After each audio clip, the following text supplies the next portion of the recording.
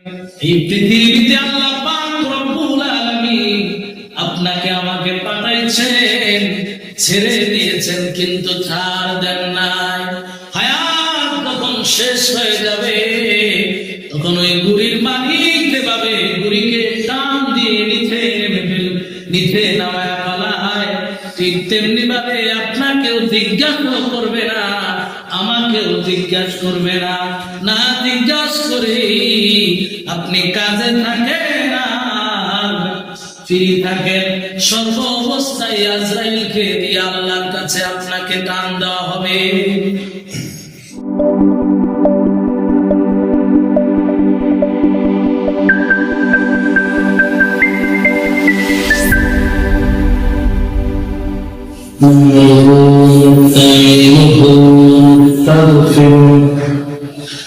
ونعوذ بالله من شرور أنفسنا ومن سيئات أعمالنا، من يهده الله فلا مضل له ومن يضلل فلا هادي له، ونشهد أن لا إله إلا الله وحده لا شريك له،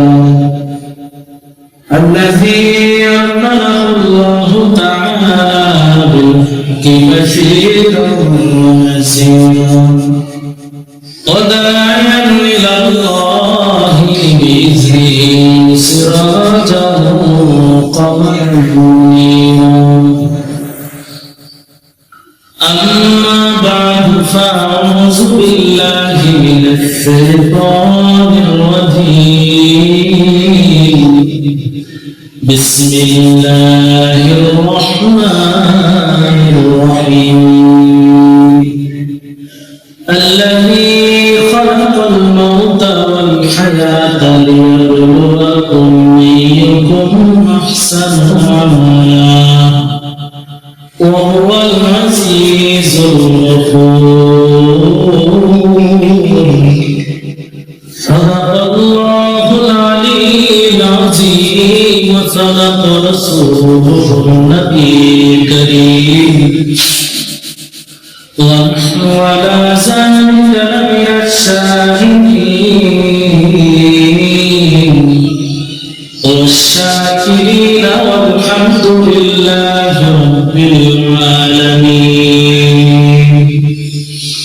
وقال نبينا محمد المصطفى صلى الله عليه وسلم: كن في الدنيا كأنك غريب أو عابر السبيل، أو كما قال النبي صلى الله عليه وسلم: إن الله وملائكته يصلون على النبي يا أيها الذين آمنوا صلوا عليه وسلموا تسليما. اللهم صل على سيدنا مولانا محمد وعلى آل سيدنا مولانا محمد بجماله كشف الدجى بجماله حسنت جميع خصاله. صلوا عليه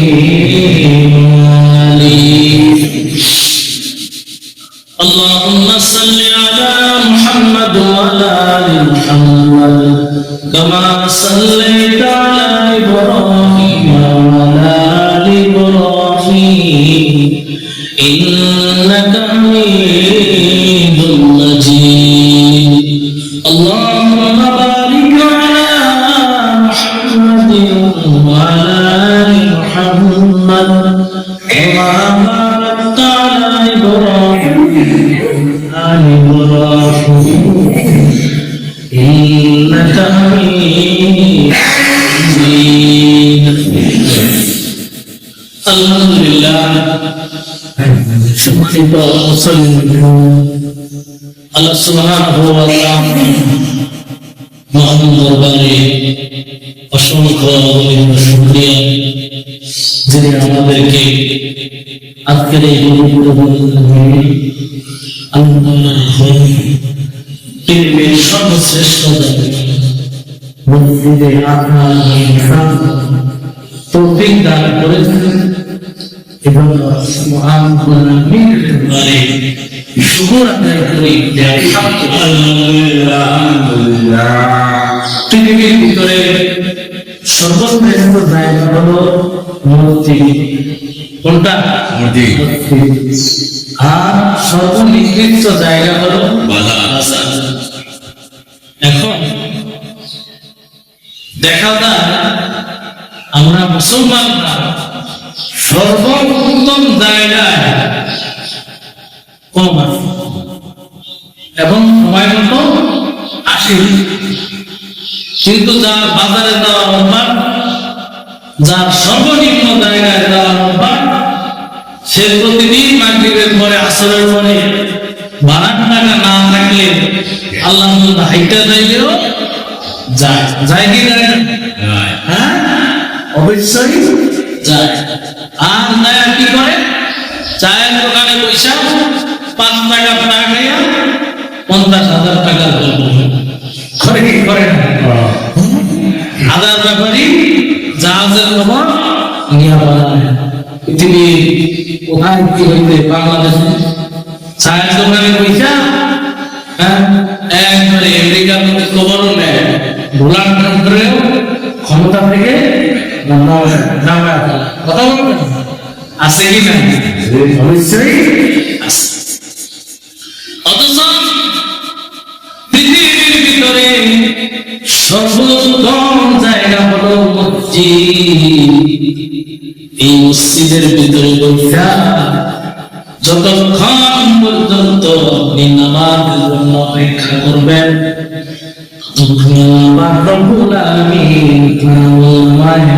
নামাজের সওয়াব দিতে থাকবে।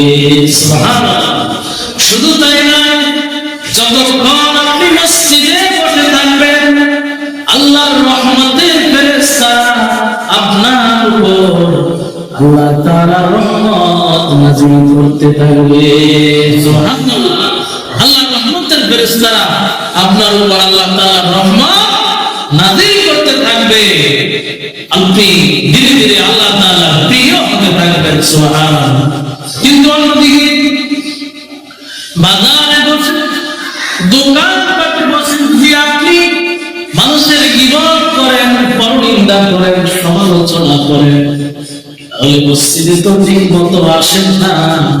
শুক্রবারে টাকা কামাইছেন, সপ্তাহে একদিন শুক্রবারে আইসাও যতটুকু কামাইছিলেন ততটুকু আপনার আমল থেকে যার গীবত করছেন, যার শিকায়ত করছেন, তার আমল নামায় চলে গেছে। পাঁচ থেকে আপনি হয়ে গেলেন খালি। কি হয়ে গেলেন? না পাইলেন দুনিয়া, না পাইলেন আখিরাত। এজন্য আল্লাহ পাকের বান্দারা পৃথিবীর ভিতরে সর্বোত্তম জায়গা হলো মসজিদ। আমরা যারা মসজিদে আসি নাই, আসল দুনিয়াবি সুযোগ করে দিয়ে মসজিদে চলে আসি।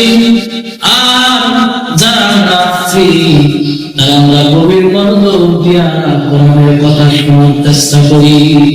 ইনশাআল্লাহ আল্লাহ পাক রব্বুল আলামিন আমাদের আমলনামায় নামাজের সওয়াব শুক্রবারের দিন মসজিদের ভিতর থেকে তখন আপনার আমার উপর নিষিদ্ধ হয়ে যায় দুনিয়ার সকল কাজকর্ম। কি হয়ে যায়? নিষিদ্ধ হয়ে যায়। তারপরেও আপনি আমি সমস্ত কাজকর্ম নিয়ে ব্যস্ত থাকি। কেমন যেন বুঝাইতে চাই যে নামাজ থেকে আমার কাজ নামাজ থেকে আমার কাজ কেমন যেন আল্লাহ তাআলার কাছে এটা আমরা বুঝাইতে চাই। অথচ আমাদের উচিত ছিল যখন মসজিদের মিম্বার থেকে হাইয়া আলাল ফালাহ কল্যাণের দিকে আসো, হাইয়া আলাস সালাহ নামাজের দিকে আসো, আল্লাহ তাআলার হুকুমের দিকে আসো, এটা বলে মসজিদের মিম্বার থেকে যখন আমাদেরকে ডাকবে, আমাদের জন্য উচিত ছিল দুনিয়াবি সকল কাজ করবো বলে রাইখা একমাত্র আল্লাহ তাআলাকে রাজি এবং খুশি করার জন্য, আল্লাহর হুকুম এবং বিধিনিষেধ করার জন্য আমরা মসজিদে চলে আসি। যত দুনিয়ার কাজ করবেন, যত দুনিয়ার ব্যস্ততায় থাকবেন, আপনার হায়াতের জিন্দেগি শেষ হয়ে যাবে, জীবন শেষ হয়ে যাবে, হায়াত শেষ হয়ে যাবে, দুনিয়ার কাজ করব আর দুনিয়ার চাওয়া পাওয়া শেষ হবে না। কথা বলেন না? দুনিয়ার কাজ করব, দুনিয়ার ব্যস্ততা, এগুলো সারা জিন্দেগি থাকবে, মরণের আগ পর্যন্ত থাকবে। যেদিন আপনার মরণ হবে সেদিনও থাকবে, সেদিনও থাকবে, কাজকর্ম অবস্থায় আপনি মারা যাবেন। কিন্তু ওই যে কবরে ন্যাক আমল নিয়ে দেওয়া উচিত ছিল, সেই ন্যাক আমলের সুযোগ আর আপনি পাবেন। মানুষ যত ব্যস্ত থাকে তত আরো ব্যস্ততা তার কথা বলতে। কিন্তু এর মাধ্যমে যদি আমরা আখিরাতকে ঠিক করার জন্য, এর মাধ্যমে যদি আমরা কবরে গিয়ে শান্তির জন্য নিজেদের সামান গোছাই, তাহলে আমাদের দুনিয়াও সফল হবে, আখিরাতও সফল হবে। আর যদি সারাক্ষণ আমরা শুধু দুনিয়া দুনিয়া নিয়ে থাকি, তাহলে দুনিয়া দুনিয়া করতে করতে আমাদের জিন্দেগি অতিবাহিত হয়ে যাবে, কিন্তু আখিরাতের সামান গোছানো আর হবে। কথা বলছেন? এজন্য আল্লাহ পাকের বান্দারা এখনো সময় আছে, এখনো সময় আছে, আমরা আল্লাহ তাআলার হুকুমকে আঁকড়ে ধরি, আল্লাহ তাআলার বিধিনিষেধগুলোকে আঁকড়ে ধরি, তাহলে আমাদের দুনিয়াও সফল হবে, আখিরাতও সফল হবে। আর যদি মসজিদে আযানের জায়গায় আযান দেওয়া হয়, ইমাম সাহেব ওয়াজের জায়গায় ওয়াজ করতে থাকে, আপনি আমি সারাক্ষণ দুনিয়া দুনিয়া নিয়ে থাকি, তাহলে এভাবে আমাদের জিন্দেগি শেষ হয়ে যাবে, কিন্তু আমাদের কাজ শেষ হবে না। আর এর মাঝে আজরাইল আপনার আমার সামনে হাজির হয়ে যাবে। সেদিন আজরাইলকে যদি শত রিকোয়েস্ট করি, আজরাইলের কাছে যদি শত অনুনয় বিনয় করে বলি, আজরাইল একবারের জন্য সুযোগ দাও, আজরাইল আর সুযোগ দিবে। এই কথাটাই গত জুমায় বুঝাইতে চাইছিলাম যে দেখেন, আমরা দুনিয়া দুনিয়া কইরা আমাদের জিন্দেগি শেষ করে দিতে পারি, কিন্তু আখিরাতের সামান গোছানো আমাদের হবে না। সুতরাং হায়াত থাকতে, জিন্দেগি থাকতে জিন্দেগির কদর করতে হবে, হায়াত থাকতে হায়াতের মূল্য দিতে হবে। সম্মানিত মুসলিয়ায়ে কিরাম, পবিত্র কোরআনের সূরাতুল মুলকের 2 নম্বর আয়াত তেলাওয়াত করছিলাম। আল্লাহ পাক রব্বুল আলামিন এই আয়াতে বলছেন, আল্লাযী খালাকাল মাউতা ওয়াল হায়াতা লিয়াবলুয়াকুম আইয়ুকুম আহসানু আমালা। আল্লাহ তাআলা বলতেছেন, আল্লাযী খালাকাল মাউতা ওয়াল হায়াত লিয়াবলুয়াকুম আইয়ুকুম আহসানু আমালা। মানুষের হায়াত, মানুষের মৌত সবকিছু কার হাতে? আল্লাহ। আল্লাহ তাআলা বলতেছেন, ও দুনিয়ার মানুষরা, ও আমার বান্দা বান্দীরা, তোমরা তোমাদেরকে আমি 50 বছর, 60 বছর, 100 বছর, 30 বছর, 70 বছর, 80 বছর তোমাদেরকে আমি হায়াত দিছি। এই হায়াত পায়া তোমরা মনে করো না তোমরা আমার কাছে ফিরে আসতে পারবে, তোমরা মনে করো না তোমরা কবরে আসবে না। তোমাদেরকে হায়াত দিছি, তোমাদেরকে দুনিয়া ছেড়ে দিছি, কিন্তু তোমাদেরকে ছাড় দিয়ে তোমাদেরকে ছাড় দিয়ে দেই নাই। ওরে বাপটা হ্যাঁ, সময় মতো আবার যখন সময় হবে তখন আমি ঠিকই তোমাদেরকে টান মারবো, আজরাইলকে দিয়া তোমাদেরকে আমার সামনে নিয়ে আসি। একটা ঘুড়ি যখন আমরা আকাশে উড়াই তখন ঘুড়ি এদিক সেদিক খেলা খেলা করে, লড়ালড়ি করে, নানান রকমের অঙ্গভঙ্গি করে, আর বুঝাইতে চায় আমি বোধহয় ছাড় পায়া গেছি, কিন্তু আসলে কি ঘুড়ি ছাড় পাইতে? ঘুড়ি ছাড় পায় নাই। ঘুড়ির মালিক ঘুড়িকে ছেড়ে দিয়েছে কিন্তু ছাড় দেয় নাই। সন্ধ্যাবেলায় ঘুড়ি উড়াইতে উড়াইতে ঘুড়ির মালিকের যখন জোশ পড়ে যাবে, যখন সব মিটে যাবে, তখন হঠাৎ করে ঘুড়ির মালিক ঘুড়িকে টান দিয়ে নিচে নামিয়ে ফেলবে। ঘুড়িকে আর আকাশে তার মতো থাকতে দিবে না। ঠিক তেমনি ভাবে এই পৃথিবীতে আল্লাহ পাক রব্বুল আলামিন আপনাকে আমাকে পাঠাইছেন, ছেড়ে দিয়েছেন কিন্তু ছাড় দেন নাই। হায়াত যখন শেষ হয়ে যাবে তখন ওই ঘুড়ির মালিক যেভাবে ঘুড়িকে টান দিয়ে নিচে নামায় ফেলা হয়, ঠিক তেমনি ভাবে আপনাকেও জিজ্ঞাসা করবে না, আমাকেও জিজ্ঞাসা করবে না। না জিজ্ঞাসা করে আপনি কাজে থাকেন না ফ্রি থাকেন, সর্ব অবস্থায় আজরাইলকে দিয়ে আল্লাহর কাছে আপনাকে টান দেওয়া হবে। সর্ব অবস্থায় আপনাকে আল্লাহ পাক রব্বুল আলামিন নিবে কি নিবে না? অবশ্যই নিবে। এজন্য আল্লাহ পাক রব্বুল আলামিন পবিত্র কোরআনের আয়াতে বলেন, ও আমার বান্দা বান্দীরা, দুনিয়াতে তোমাদেরকে আমি শক্তি দিয়েছি, সামর্থ্য দিয়েছি। এই শক্তি আর সামর্থ্য পায়া, হায়াত পায়া তোমরা পাইবো না, তোমরা আমার কাছে আসতে হবে। তোমাদের হায়াত, তোমাদের জীবন, তোমাদের মরণ সবকিছু আমার হাতে।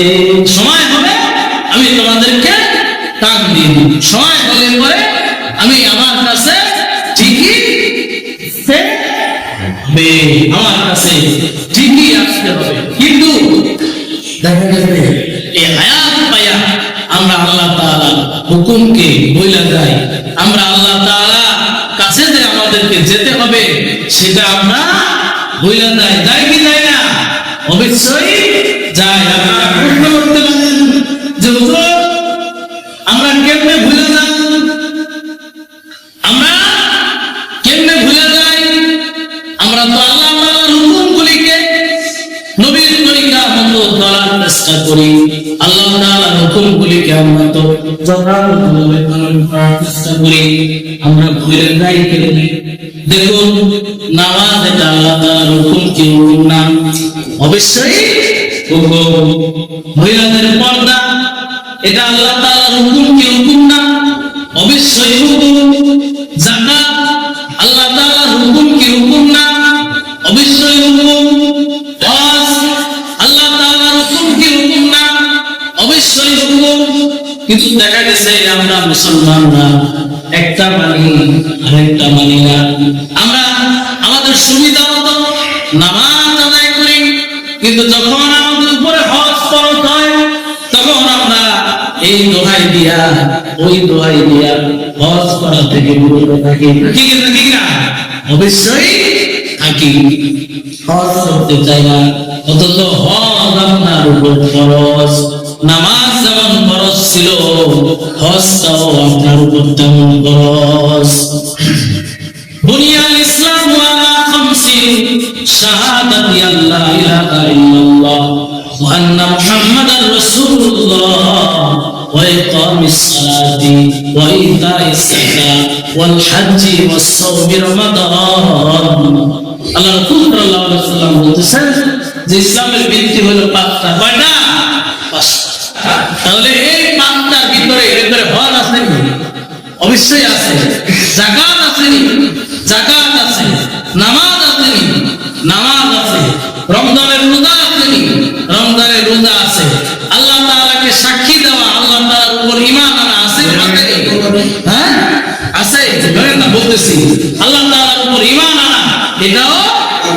আছে, আবার মুহাম্মদ রাসূলুল্লাহ সাল্লাল্লাহু আলাইহি সাল্লামকে শেষ নবী হিসাবে মানা এটাও আছে।